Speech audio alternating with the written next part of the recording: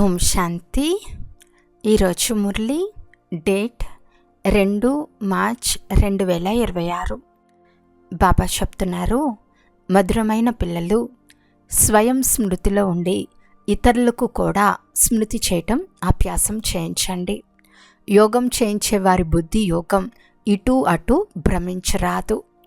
ప్రశ్న: ఏ పిల్లలపై చాలా పెద్ద బాధ్యత ఉంది? వారు దేనిపై గమనం తప్పకుండా ఉంచాలి? జవాబు: ఏ పిల్లలైతే నిమిత్త టీచర్లుగా అయి ఇతరులచే యోగం చేయిస్తారో వారిపై చాలా పెద్ద బాధ్యత ఉంది. ఒకవేళ యోగం చేయించు సమయంలో బుద్ధి వెలుపల తిరుగుతూ ఉంటే సర్వీస్కు బదులుగా డిస్సర్వీస్ జరుగుతుంది. అందువలన నా ద్వారా పుణ్యకార్యం జరుగుతూ ఉండాలని గమనముంచాలి. పాట: ఓం నమః శివాయ. ఓం శాంతి. తండ్రి ఇక్కడ కూర్చుని లక్ష్యంలో స్థిరంగా స్థితులయ్యేందుకు మొట్టమొదట పిల్లలందరికీ దృష్టిని ఇస్తారు. నేను ఎలా శివబాబా స్మృతిలో కూర్చుని ఉన్నానో మీరు కూడా శివబాబా స్మృతిలో కూర్చోండి. యోగం చేయించేందుకు మీ ముందు కూర్చున్నవారు ఆ సమయమంతా శివబాబా స్మృతిలో ఉంటారా అనే ప్రశ్న ఉత్పన్నమవుతుంది. అప్పుడే ఇతరులకు కూడా ఆకర్షణ కలుగుతుంది. స్మృతిలో ఉన్నందున చాలా శాంతిగా ఉంటుంది. అశరీరిగా అయి శివబాబా స్మృతిలో ఉంటే ఇతరులను కూడా శాంతిలోకి తీసుకెళ్తారు. ఎందుకంటే మీరు టీచర్పై కూర్చుంటారు కదా. ఒకవేళ టీచరే మంచి రీతిగా స్మృతిలో లేకుంటే ఇతరులు అసలే ఉండలేరు. ప్రియుడైన బాబాకు నేను ప్రేయసినై వారి స్మృతిలో కూర్చుని ఉన్నానా అని మొదట స్వయాన్ని ప్రశ్నించుకోవాలి. ఇలా ప్రతి ఒక్కరూ తమను తాము ప్రశ్నించుకోవాలి. ఒకవేళ బుద్ధి మరోవైపుకు పోయి దేహాభిమానంలోకి వస్తే అది సర్వీస్ కాదు, డిస్సర్వీస్ చేసేందుకు కూర్చున్నట్లు అవుతుంది. ఇది అర్థం చేసుకోవలసిన విషయం కదా. ఏ సర్వీస్ చేయకుండా అలాగే కూర్చుని ఉంటే వారు నష్టమే కలిగిస్తారు. టీచర్లు బుద్ధి యోగమే భ్రమిస్తూ ఉంటే వారి సహాయం ఏం చేస్తారు? టీచర్గా కూర్చున్నవారు స్వయాన్ని ప్రశ్నించుకోవాలి. నేను పుణ్యకార్యం చేస్తున్నానా? ఒకవేళ పాపకర్మ చేస్తే దుర్గతిని పొందుతారు, పదభ్రష్టులుగా అయిపోతారు. అటువంటి వారిని గద్దీపై కూర్చోపెడితే అందుకు మీరు కూడా బాధ్యులే. శివబాబాకు అందరి గురించి తెలుసు. ఈ బాబాకు కూడా అందరి స్థితి గురించి తెలుసు. శివబాబా అంటున్నారు, వీరు టీచర్గా కూర్చున్నారు, వీరి బుద్ధి యోగమే బయట తిరుగుతూ ఉంటే వీరు ఇతరులకు సహాయం ఏం చేస్తారు? బ్రాహ్మణ పిల్లలైన మీరు శివబాబా వారిగా అయి వారి నుండి వారసత్వం తీసుకునేందుకు నిమిత్తంగా అయ్యారు. బాబా అంటున్నారు, ఓ ఆత్మల్లారా, నన్నొక్కరిని మాత్రమే స్మృతి చేయండి. టీచరై గద్దీపై కూర్చుంటే ఇంకా బాగా ఆ స్థితిలో కూర్చోండి. నిజానికి ప్రతి ఒక్కరూ తండ్రిని స్మృతి చేయాలి. విద్యార్థులు తమ స్థితిని తెలుసుకోగలరు. పాస్ అవుతామా లేదా అని వారికి తెలుస్తుంది. టీచర్కు కూడా తెలుస్తుంది. ప్రైవేటు టీచర్ను ఉంచుకున్న వారికి కూడా తెలుస్తుంది. ఆ చదువులో ఎవరినైనా ప్రత్యేకంగా టీచర్ను పెట్టుకోవాలి అనుకుంటే పెట్టుకోవచ్చు.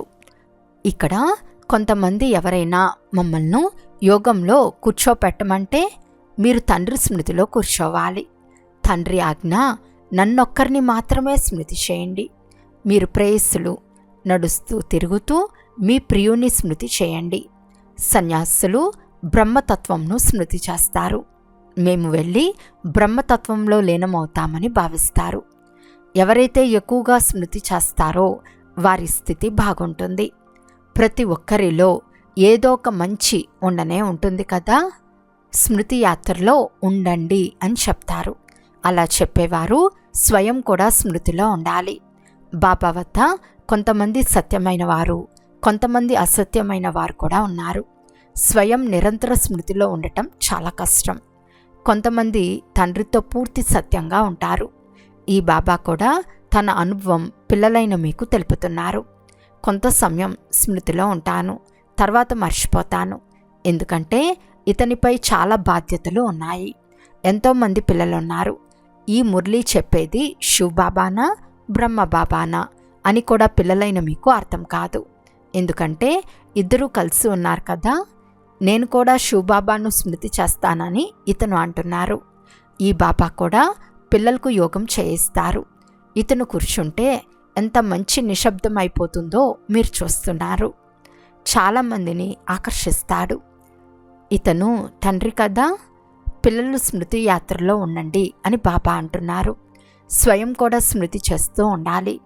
కేవలం పండితునిగా అవరాదు. స్మృతిలో లేకుంటే చివర్లో ఫెయిల్ అయిపోతారు. మమ్మా బాబాలకైతే ఉన్నత పదవులు ఉన్నాయి, కానీ ఇతరుల మాల ఇంకా తయారవ్వలేదు.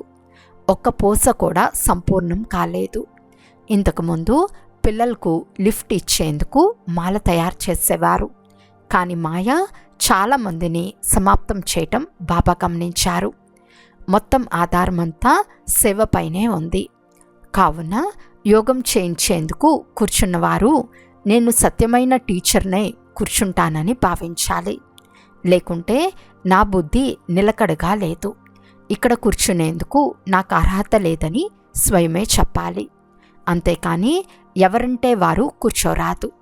కొంతమంది మురళి చెప్పలేరు, కానీ స్మృతిలో బాగా కూర్చుంటారు. కానీ ఇక్కడ రెండిట్లోనూ శక్తిశాలిగా ఉండాలి. ప్రియుడు చాలా ప్రియమైనవాడు, అతన్ని చాలా ఎక్కువగా స్మృతి చేయాలి.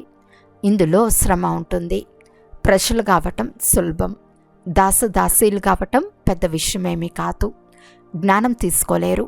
యజ్ఞంలో బండారి ఉన్నారు కదా, వంట చేయవారు ఉన్నారు కదా, అందరినీ సంతోషపరుస్తారు.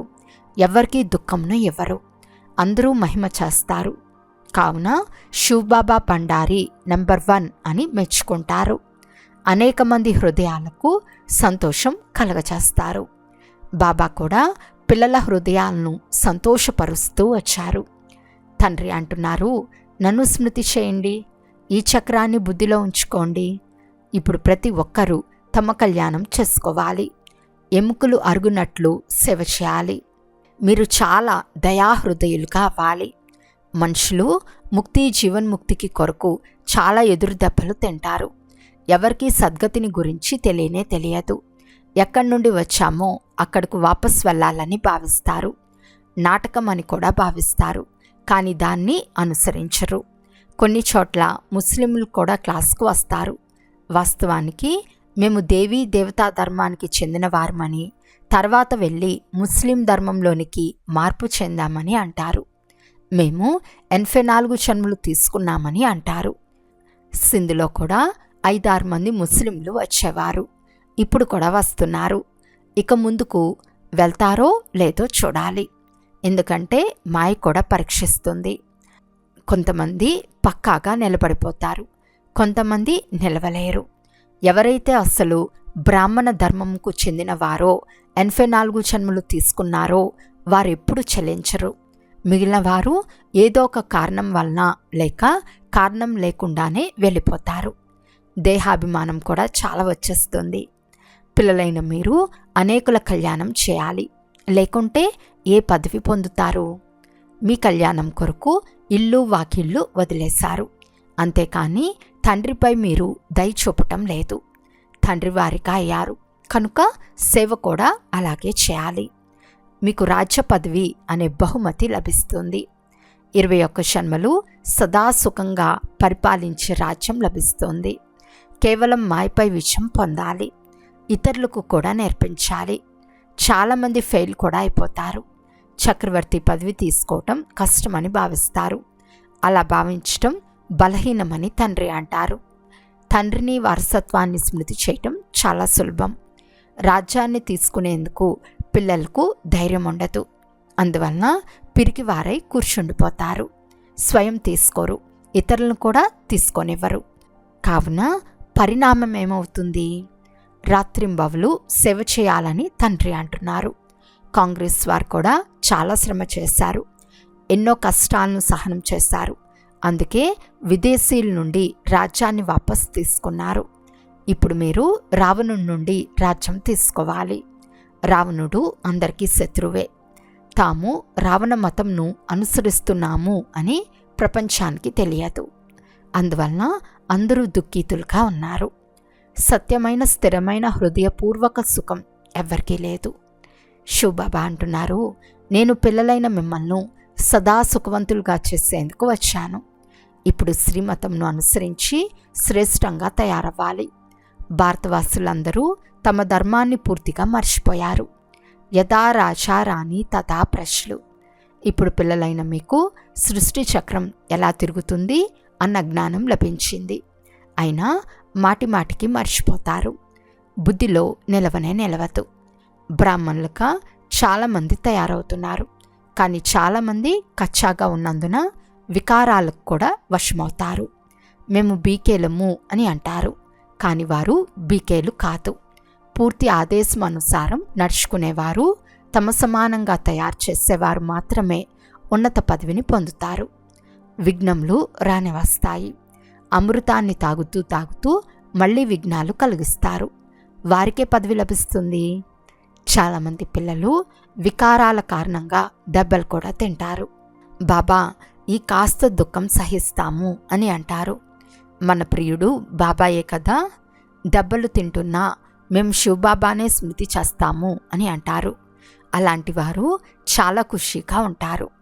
ఈ శ్రేష్టమైన ఆంతరిక ఖుషీలో ఉండాలి. తండ్రి నుండి మనం వారసత్వం తీసుకుంటున్నాము. ఇతరులను కూడా మన సమానంగా చేస్తూ ఉంటాము. బాబా బుద్ధిలో ఈ సీడీ చిత్రం చాలా గుర్తుంటుంది. దీనికి చాలా ప్రాధాన్యత ఇస్తారు.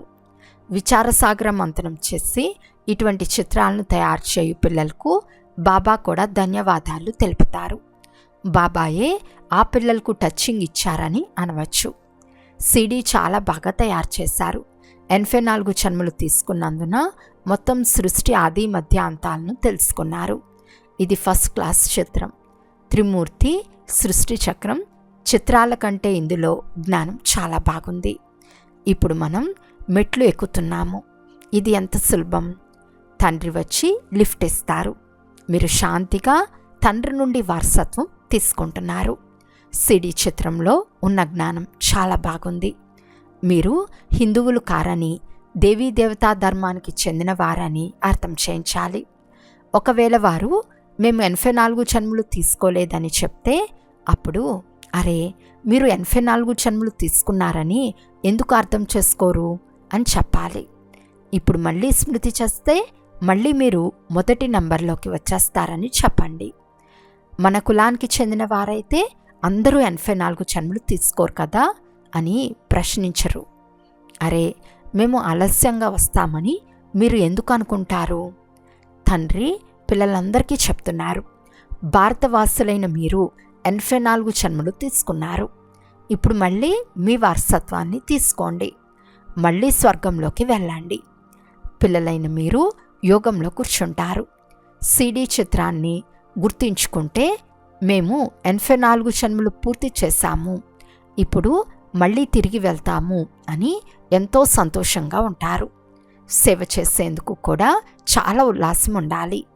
అర్థం చేయించే పద్ధతులు కూడా చాలా లభిస్తాయి. సిడి చిత్రం ద్వారా తెలపండి. అన్ని చిత్రాలు అవసరమే కదా, త్రిమూర్తి చిత్రం కూడా కావాలి. బాబా అంటున్నారు, మీరు నా భక్తుల వద్దకు వెళ్ళండి, వారికి ఈ జ్ఞానం వినిపించండి. వారు మందిరాలలో లభిస్తారు. మందిరాలలో కూడా ఈ సిడి చిత్రంపై అర్థం చేయించవచ్చు. మేము బాబా పరిచయంనిచ్చి ఎవరెవరి కళ్యాణం చేయాలని రోజంతా బుద్ధిలో ఉండాలి. రోజు రోజుకు బుద్ధికి వేయబడిన తాళం తెరుచుకుంటూ ఉంటుంది. ఎవరు వారసత్వం పొందుకోవలసి ఉంటుందో వారు వస్తారు. రోజు రోజుకు నేర్చుకుంటూ కూడా ఉంటారు. కొంతమందిపై గ్రహచారం కూర్చుంటే బాబా అర్థం చేయించవలసి ఉంటుంది. మాపై గ్రహచారం ఉందని, అందుకే మా ద్వారా సేవ జరగటం లేదని వారు అర్థం చేసుకోరు. బాధ్యత అంతా పిల్లల మీ పైన ఉంది.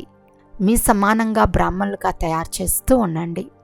సేవ చేస్తూ ఉంటే చాలా సంతోషంగా ఉంటుంది. చాలామందికి కళ్యాణం జరుగుతుంది. బొంబాయిలో సర్వీస్ చేయటం బాబాకు చాలా సంతోషాన్ని కలిగించేది. చాలామంది కొత్త కొత్త వారు వచ్చేవారు. సేవ చేయాలని బాబాకు చాలా ఇష్టం ఉంటుంది. పిల్లలు కూడా ఇలా దయాహృదయులుగా అవ్వాలి. సేవలో లగ్నమై ఉండాలి. ఎవరినైనా నా సమానంగా తయారు చేసినంత వరకు భోజనం చేయనని మనసులో ఉండాలి. మొదట పుణ్యకర్మను చేసి పాపాత్మను పుణ్యాత్మగా చేసిన తర్వాత తింటానని భావించాలి.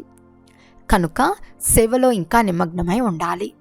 ఎవరి జీవితంనైనా సఫలం చేసిన తర్వాతనే భోజనం చేయాలి. మీ సమానంగా బ్రాహ్మలుగా తయారు చేయుటకు ప్రయత్నించాలి.